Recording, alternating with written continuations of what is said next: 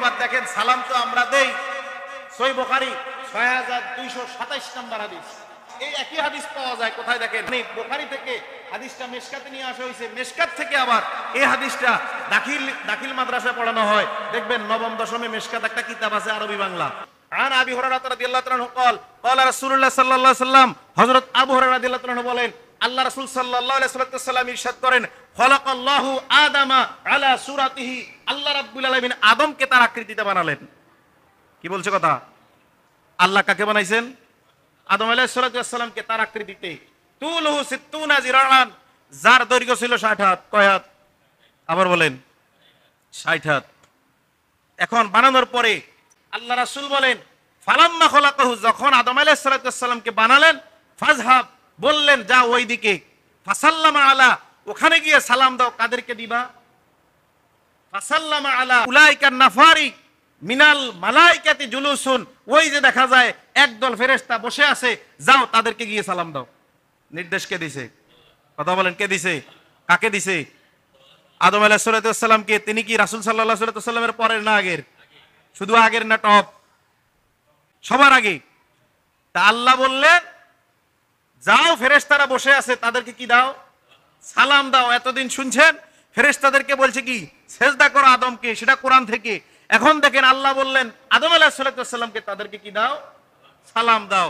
যাইবা যে তবে ফাস্তামিউ, শুনে রাখো মনোযোগ দিয়া, কি ফাস্তামিউ মা ইউহাইয়ুনাকা, তারা কি জবাব দেয় এটা মনোযোগ সহকারে শুনবা। তারা কি, তুমি সালাম দিবা, তারা যেটা জবাব দেয় মনোযোগ সহকারে শুনবা। কার কথা? আল্লাহর কথা। হাদিসে কুদসি, আল্লাহ রাসূল বর্ণনা করতেছে নাকি ঘটনাটা।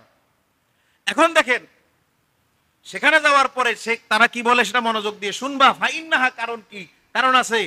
তাহিয়াতুকা, কারণ এটাই তোমার সালামের জবাব। শুধু তাই নয়, ওয়া তাহিয়াতু যুররিয়াতিকা, তোমার বংশধর যারা আছে, তোমার বংশ থেকে যারা আসবে কিয়ামত পর্যন্ত প্রত্যেকের এই একটাই সালাম। কি কইছে? সবার জন্য সালাম কয়টা? আবার বলেন। এই হাদিস দ্বারা প্রমাণ। বলল উত্তর ঠিকঠাক মতো শুনবা, কারণ এটা তোমার এবং তোমার বংশধর যারা আছে সবার জন্য সালাম এটাই। তিনি গেলেন, ফাকালা, বললেন আসসালামু আলাইকুম। কি বলছে? আবার বলেন আসসালামু আলাইকুম। এই কথা বলার পরে ফাকালু, ফেরেশতারা সমস্বরে জবাব দিল। সবাই বলল আসসালামু আলাইকা ওয়া রাহমাতুল্লাহ। কি বলছে? আসসালামু আলাইকা ওয়া রাহমাতুল্লাহ, যে তোমার প্রতিও শান্তি বর্ষিত হোক, পাশাপাশি কি রহমত নাজিল হোক।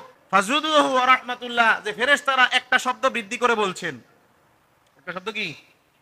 এখন বলতে পারেন যে আমরা যে এখন সালাম দেই, সালামের জবাব নেই ওয়া আলাইকুমুস সালাম, হ্যাঁ এটাও হাদিসে আছে, কিন্তু ওই হাদিস থেকে যেটা বোঝা যায় সেটা হচ্ছে যে সালাম দিবা, যেটা দিবা এটাই কি মনে আসেনি কথা? আদম আলাইহিস সালাম কি সালাম দিছে মনে আছে? আসসালামু আলাইকুম, এতটুকুই তো দিছে, কথা কয় না। পরে হাদিস দ্বারা আপনি বৃদ্ধি করছেন বিভিন্ন শব্দ, সেটাও প্রমাণিত। কিন্তু ইয়া নবী সালামু আলাইকা, এই কথাটা আজ পর্যন্ত কোনো হাদিসে পাওয়া যায় নাই। তাহলে আপনি কেন পড়বেন, কেন গুনাহ কামাইবেন? আপনি কেমনে আশিকে রাসূল হচ্ছেন, যেখানে আবু উবাইদা ইবনুল জাররাহ জন্মদাতা পিতার মাথা কেটে ফেলছে রাসূলের প্রেমিক হয়ে। হযরত আব্দুল্লাহ, এই যে মুনাফিক সর্দার আব্দুল্লাহ ইবনে উবাই ছেলে, নিজেই তার বাবাকে হত্যা করার জন্য গেছে রাসূলকে অপমান করার কারণে। হযরত জাফর রাদিয়াল্লাহু তাআলা আনহু বাসর ঘরে বউ রেখে, বিয়ে করছে বাসর হয় না, এই বউ রেখে জিহাদে চলে গেছেন। তারা ছিল আশিকে রাসূল। আর আমি আর আপনি দুই লাইন পড়ে দুইটা কথা বলে আমরা মনে করি আমরা আশিকে রাসূল, আমাদের মতো বোকার রাম ছাগল একটাও নাই।